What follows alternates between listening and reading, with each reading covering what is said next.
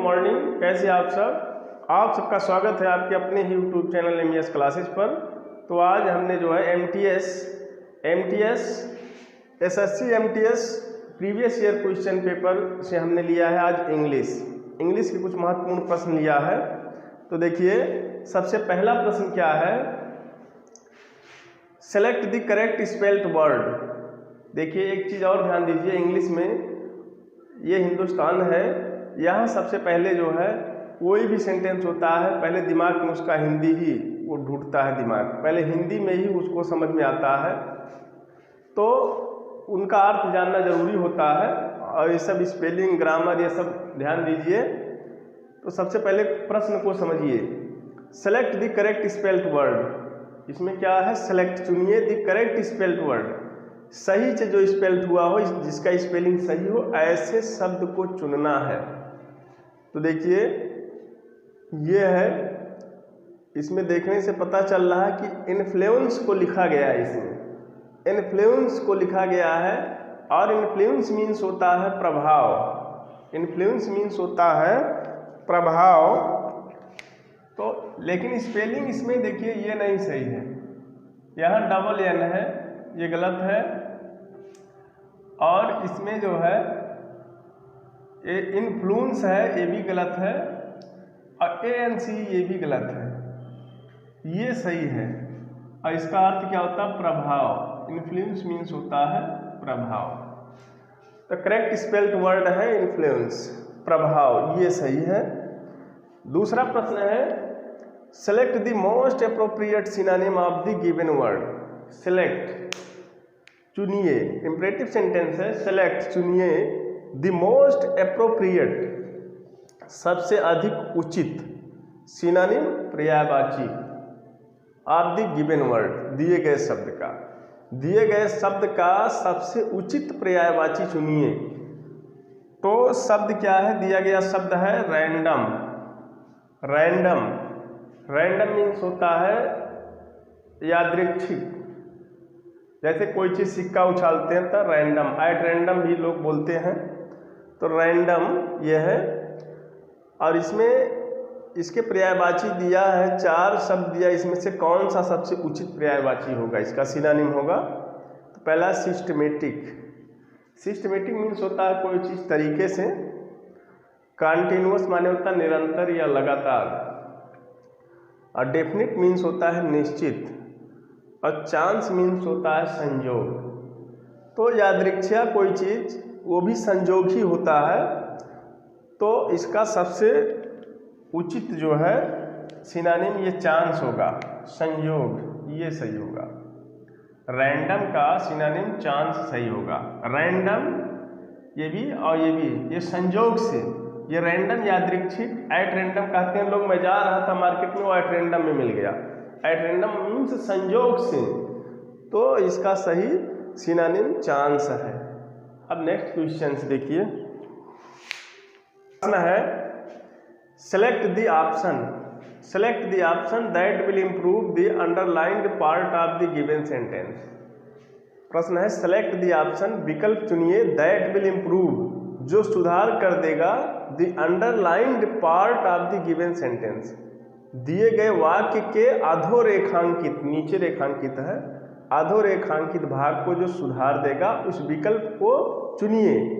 In case means होता अगर या यदि, अगर नो इम्प्रूवमेंट इज नीडेड, यदि किसी सुधार की जरूरत नहीं है, सेलेक्ट तो चुनिए, नो इम्प्रूवमेंट रिक्वायर्ड, इस विकल्प को चुनना है। नो इम्प्रूवमेंट रिक्वायर्ड, किसी सुधार की आवश्यकता नहीं है। देखिए, एक सेंटेंस दिया है, इसके नीचे क्या किया, अंडरलाइन किया हुआ, अधोरेखांकित पार्ट है ये सेंटेंस का। क्या करना है, इसमें कुछ सुधार करना है जिससे सेंटेंस सही हो जाए। अगर किसी सुधार की जरूरत नहीं है तो हमें नो इम्प्रूवमेंट रिक्वायर्ड, चौथा ऑप्शन चुनना है। देखिए, his mouth left open as he realize the truth. His mouth left open,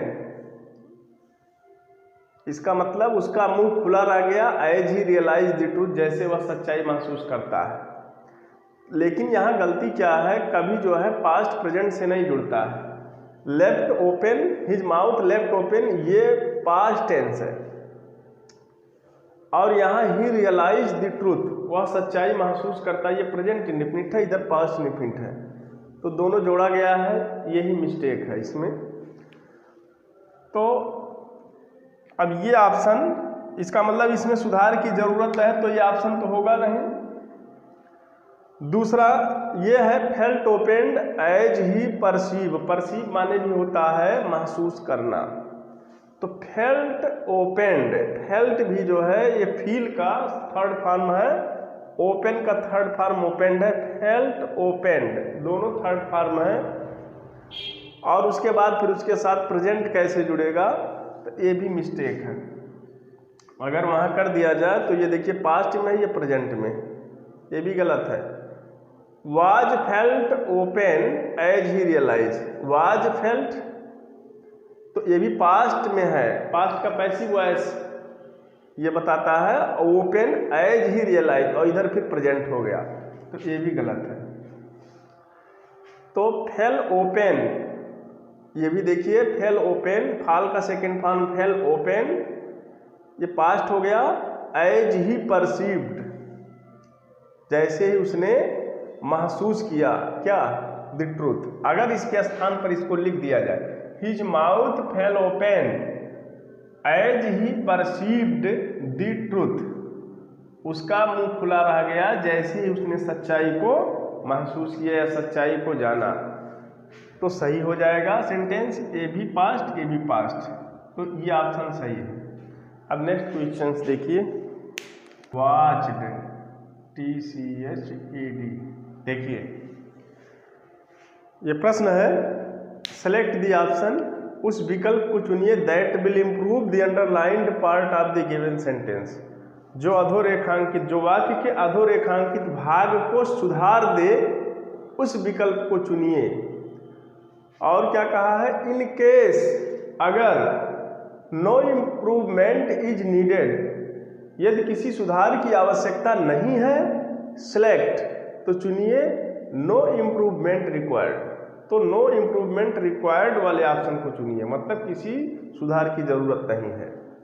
एक सेंटेंस दिया है, Shubham and I were watching football match in our bedroom. Shubham and I, Shubham और मैं, वर वाचिंग, देख रहे थे, फुटबॉल मैच, फुटबॉल मैच देख रहे थे, इन आवर बेडरूम, अपने शयन कक्ष में। तो सेंटेंस देखिए सही है, क्या है, शुभम एंड आई, ये सब्जेक्ट हो गया, सही है। अब इसके साथ क्या लगेगा, वैसे आई के साथ क्या लगता, वाज, लेकिन हमें यहाँ आई नहीं देखना कि आई के साथ वर क्यों लगा। आई के साथ वर इसलिए लगा क्योंकि शुभम एंड आई यहाँ प्लूरल हो गए, और सिंगुलर के साथ वाज लगता, प्लूरल के साथ क्या लगता, वर, तो ये भी सही है। और ये पास्ट कंटिन्यूअस टेंस है, तो ये मेन वर्ब है, ING फॉर्म लगा, ये भी सही है। Football match, football match in our bedroom, तो ये सेंटेंस सही है, ये सेंटेंस सही है, इसमें किसी सुधार की कोई आवश्यकता नहीं है, इसलिए इसका कौन सा ऑप्शन सही होगा, no improvement required, no improvement required वाला ऑप्शन सही है। सेंटेंस पूरा सही है एकदम। यहाँ कंफ्यूजन के लिए दिया था कि आप तुरंत क्या करेंगे, आई के साथ वाज लगा देंगे, लेकिन यहाँ आई के साथ वाज नहीं लगेगा क्योंकि ये पूरा सब्जेक्ट को देखा जाएगा। तो शुभम एंड आई ये दो लोग हो गए, प्लूरल हो गया, तो प्लूरल के लिए क्या लगाते हैं, वर लगाते हैं, और बाकी इधर सब सही है। अब नेक्स्ट क्वेश्चन देखिए, प्रश्न है, select the most appropriate option to fill in the blank. Select, चुनिए, द मोस्ट अप्रोप्रिएट ऑप्शन, सबसे उचित विकल्प चुनिए, टू फिल, भरने के लिए, इन द ब्लैंक, खाली स्थान में। एक सेंटेंस दिया, आगे खाली स्थान है, उस खाली स्थान में भरने के लिए सबसे अधिक उचित विकल्प चुनिए। तो देखिए यहाँ दिया है क्या, it is better to be prompt and organized than to be देखिए, इट इज़ बेटर, यह बेहतर है, टू बी होना, प्रॉम्प्ट प्रेरित होना, एंड ऑर्गेनाइज्ड और व्यवस्थित होना, ये अधिक बेहतर है देन टू बी होने की तुलना में। तो इसका मतलब इसका अपोजिट आएगा, वहाँ इसका अपोजिट ही आएगा, क्योंकि प्रेरित और व्यवस्थित होना अधिक बेहतर है देन टू बी की तुलना में। कैसा होने की तुलना में? तो अपोजिट उसका होगा यहाँ प्रोविडेंट, एफिशिएंट और मीनिंगलेस, रेकलेस ये दिया है। तो प्रोविडेंट मीन्स होता है दक्ष या कुशल, एफिशिएंट मीन्स होता है वही, और मीनिंगलेस माने होता है निरर्थक, और रेकलेस मीन्स होता है असावधान, असावधान या लापरवाह। तो प्रॉम्प्ट एंड ऑर्गेनाइज्ड का अपोजिट सेंस में यही आएगा, असावधान, असावधान होना, यही इसमें यही विकल्प सही है, रेकलेस। रेकलेस मीन्स होता है असावधान या लापरवाह होना। तो it is better to be prompt and organized than to be reckless. Reckless मतलब हो जाएगा कि it is better to be prompt and organized, प्रेरित और व्यवस्थित होना अधिक बेहतर है असावधान या लापरवाह होने की तुलना में। तो यही विकल्प सही है। और अगला है select the most appropriate antonym of the given word. Select the most appropriate, सबसे उचित विलोम शब्द चुनिए ऑफ द गिवन वर्ड, दिए गए शब्द का। इसका एंटोनिम चुनना है, विलोम शब्द चुनना है। तो देखिए इसका क्या होगा, ये रिफ्यूट दिया है, रिफ्यूट, रिफ्यूट दिया है, रिफ्यूट। तो रिफ्यूट माने होता है किसी की बात का खंडन करना, किसी के बात का खंडन करना, तर्क दे करके उसे असत्य ठहराना, रिफ्यूट मीन्स होता है। तो इसका विलोम शब्द क्या है? रिफ्यूट मीन्स होता है किसी तर्क, किसी बात का खंडन करना या तर्क दे करके उसे असत्य ठहराना। तो इसका विलोम शब्द क्या होगा? देखिए, डिनाई माने होता है इनकार करना। तो इनकार करना होता है कोई चीज़, कोई काम करने से इनकार करना या मना करना। तो इसका तो ये अपोजिट हुआ नहीं। रिफ्यूट मीन्स होता है खंडन करना, तर्क दे करके किसी की बात को गलत ठहराना, और डिनाई मीन्स होता है तर्क नहीं, वैसे कोई काम करने से इनकार कर देना। तो ये नहीं सही है। डिस्प्यूट मीन्स होता है झगड़ा करना, खंडन करने में या तर्क दे करके किसी के बात को असत्य ठहराने में, वहाँ झगड़ा की बात नहीं होता, विवाद नहीं उसे कहते हैं। तो ये डिस्प्यूट हो गया, ये नहीं होगा। डिस्प्यूट मीन्स तो झगड़ा करना होता है। एक्नॉलेज मीन्स होता है स्वीकार करना, एक्नॉलेज मीन्स होता है स्वीकार करना। तो ये भी नहीं है, इंडोर्स हो जाएगा। इंडोर्स माने होता है समर्थन कर लेना, और यहाँ क्या होता है? रिफ्यूट माने होता है खंडन करना, और इंडोर्स माने होता है समर्थन करना। इंडोर्स मीन्स होता है समर्थन करना। तो ये विकल्प सही है, और इसका मतलब होता है खंडन करना, इसका मतलब होता है खंडन करना, जबकि इसका मतलब है समर्थन करना। खंडन करना, तर्क देकर किसी की बात को गलत ठहरा देना, वो खंडन हो गया। समर्थन मतलब सपोर्ट करना। अब देखिए नेक्स्ट क्वेश्चन है, the following sentence has been divided into parts. The following sentence, निम्नलिखित वाक्य, हैज बीन डिवाइडेड, निम्नलिखित वाक्य को विभाजित किया गया, इनटू पार्ट्स, खंडों में या भागों में तोड़ा गया है। One of them, one of them, उनमें से एक, कंटेन्स, शामिल करता है या रखता है, एन एरर, एक गलती, त्रुटि। उन पार्टों में से कोई एक क्या है? गलत है, उसमें गलती है। सेलेक्ट द पार्ट, उस भाग को चुनिए, दैट कंटेन्स द एरर, जो अपने में गलती रखता है, फ्रॉम द गिवन ऑप्शंस, निम्नलिखित विकल्पों में से उस एक को चुनिए जिसमें गलती हो। If you don't find any error, यदि आप कोई गलती नहीं पाते हैं, मार्क नो एरर, तो नो एरर पर निशान लगाइए एज योर आंसर, अपने उत्तर के रूप में, अपने उत्तर के रूप में नो एरर पर मार्क लगाइए, निशान लगाइए। तो देखिए एक सेंटेंस है, उसको कुछ भागों में विभाजित किया गया है और इसके किसी पार्ट में यदि आप गलती पाते हैं तो वही विकल्प आपका सही होगा। यदि कोई गलती नहीं मिलता है तो नो एरर ऑप्शन ही आपका जवाब होगा। तो देखिए, solar storms can impact earth dwellers in significantly ways. क्या पार्ट है? 1, 2, 3 पार्ट में इसको तोड़ा गया है। किस पार्ट में गलती है?